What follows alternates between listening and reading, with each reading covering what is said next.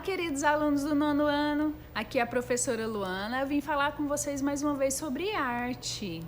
Então hoje nós vamos falar sobre as linguagens da natureza, ok? A arte, né, na natureza, essas expressões artísticas aí que a gente percebe, né? Todas as linguagens artísticas têm elementos estruturantes, né? Utilizados pelos artistas para transmitir, além de ideias, né, também seus sentimentos, suas sensações.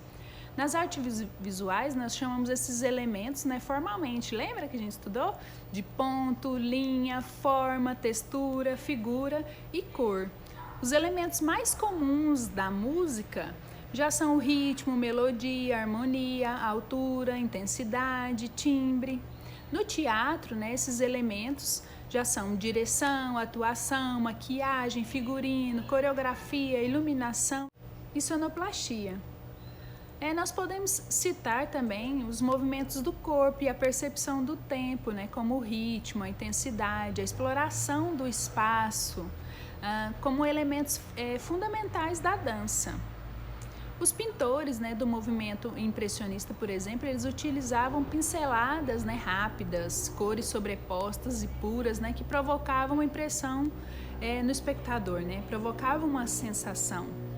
Utilizando os elementos, né, estruturantes das linguagens artísticas, os artistas desenvolviam obras que são comumente, né, agregadas em diversos gêneros, né? Então segue alguns exemplos aí de gêneros, né? A música, como qual? A música popular, o funk, o rock, as músicas religiosas como o canto gregoriano, a música gospel, né?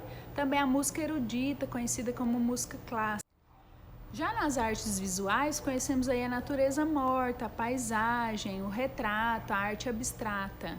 No teatro, né, ele pode vir em forma de tragédia, comédia ou drama. E na dança, né, aquela dança clássica, étnica, né, da cultura popular, ou até a dança de salão, a dança teatral. Vamos falar então um pouquinho sobre esse gênero aí, a natureza morta, né, que é um gênero das artes visuais que são representados seres ou objetos inanimados, como frutas, flores, garrafas e cadeiras. As cenas, né, eles eram criadas com objetos que estivessem à mão de fácil acesso, para servirem como exercícios de pintura. Com o tempo, né, eles tornaram-se muito populares e continuaram a existir até os dias de hoje na arte contemporânea. Observe só as obras a seguir. Na primeira, Caravaggio retrata de maneira realista o gênero natureza morta.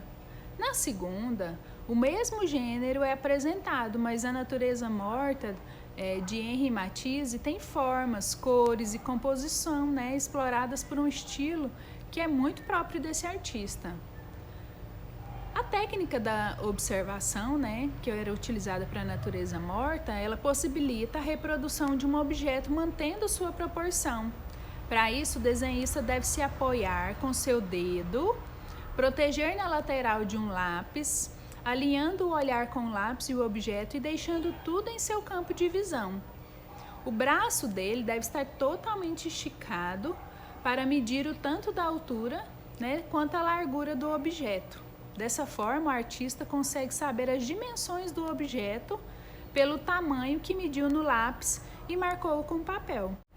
Agora vamos falar então um pouco desses elementos aí das artes visuais. E hoje nós vamos falar sobre a textura, né? Que a textura é o aspecto de uma superfície que pode ser lisa, áspera, rugosa, macia. E muitas vezes nós podemos saber como é uma textura, mesmo sem tocá-la, apenas observando seu aspecto visual. Então a textura ela pode ser visual, que eu vejo, ou tátil, né? Que eu pego.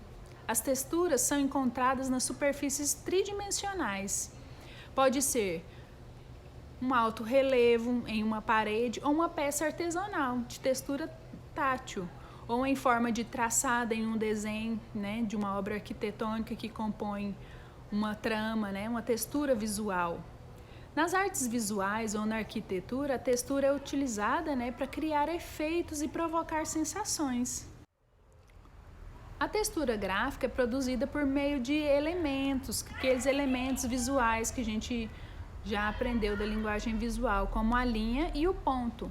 Geralmente tem a forma de desenhos geométricos e grafismos. Essa técnica é muito usada na exploração de imagens abstratas, né? E podendo apresentar, por exemplo, repetição de temas ou cores, ok?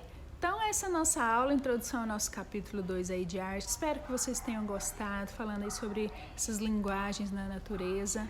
Próxima aula tem mais, tá bom? Fiquem todos com Deus. Tchau, tchau. Façam as atividades.